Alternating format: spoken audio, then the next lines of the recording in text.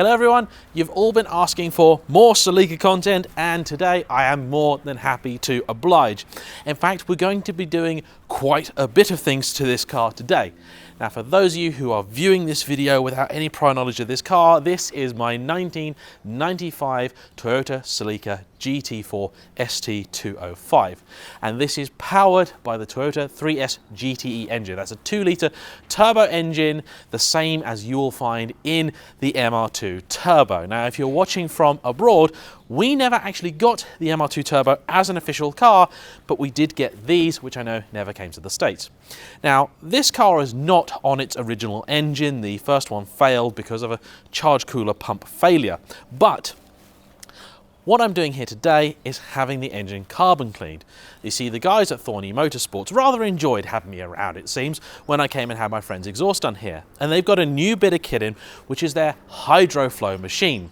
Now, this is a hydrogen-based carbon cleaning machine. The general gist is that you plug in the machine into the car and it feeds a load of hydrogen into the engine, which burns much hotter than it normally would and helps remove all of the carbon buildups and deposits off the engine.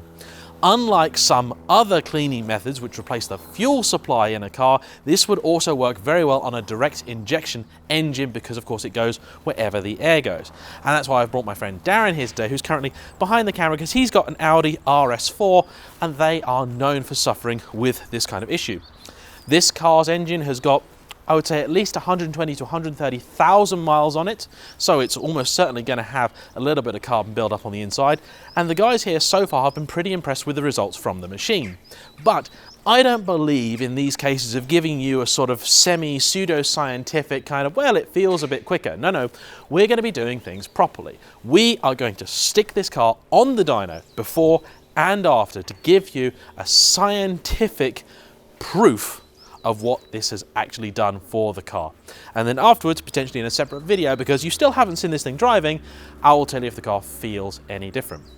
There's a couple of other bits that I want to get done today, and whether we're going to have time to do them or to put them in the video, we'll just have to see. But chief among these is that I want to install a new battery bracket in the boot of the car because the one at the front is absolutely mashed and the car's battery is being held down with a load of cable ties, which is not good enough. And I'm going to do some ICE installation stuff later, so having the battery in the back is going to be better and improve weight distribution. I'm not kidding myself, I don't think I'm going to save any weight with doing it, but just getting that weight off the front axle of the car should hopefully improve things even just a little bit. I also want to weigh the car because I am very curious to see exactly what it weighs. These guys do have the facility to do this here, but they are extremely busy today and they've been very kind in fitting me in. So if it's possible to do that, we're going to do it. If it's not possible to do that today, I've got someone else locally to me that can weigh it for me, so we are going to find out exactly what this car does weigh. So without any further ado, the first step today is to get this thing on the dyno and find out our baseline power figure.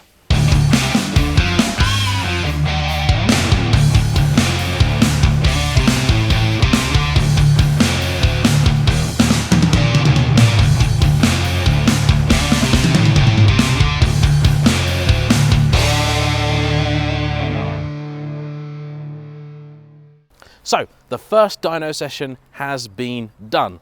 The car is now resting before we begin the Hydroflow treatment.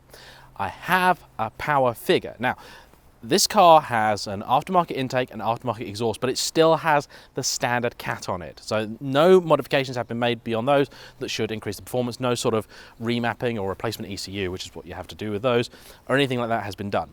That car as a JayEmm import should be 255 horsepower. Do you want to take a guess how much it's going to be? Have a guess. Put your guess in the comment section below. I'll give you a second to do that, and then I'll tell you what she made. You done that? Good. We made 252 horsepower. I'm actually super pleased with that. I was genuinely worried. I thought the car was going to blow up, or it's going to make like 200 horsepower or so, but actually the car feels strong, and it is. Now it's only about 206 pound-foot of torque, so it's not a particularly torquey car, but that is fine. I am happy with that. That does explain why it feels so strong, because it is actually making the power it is meant to do. So we're now going to complete the procedure and then we'll go again. So this is the machine in question, the Hydroflow MIDI 2300. Pretty simple. Distilled water goes in, it makes hydrogen somehow at bubbles away here, and that is fed through this line up and into the engine. And the idea is that the hydrogen burns off at a very high temperature, sort of like an oven clean basically.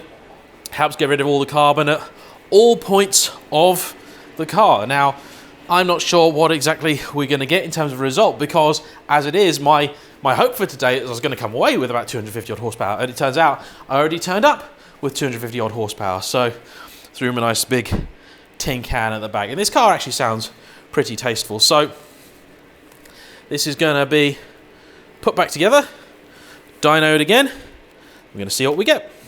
My car's now being dynoed for the second time. We've done the Hydroflow procedure. It's run through for about 40-45 minutes, so that is complete. I'm going to see what we get, so please have a guess.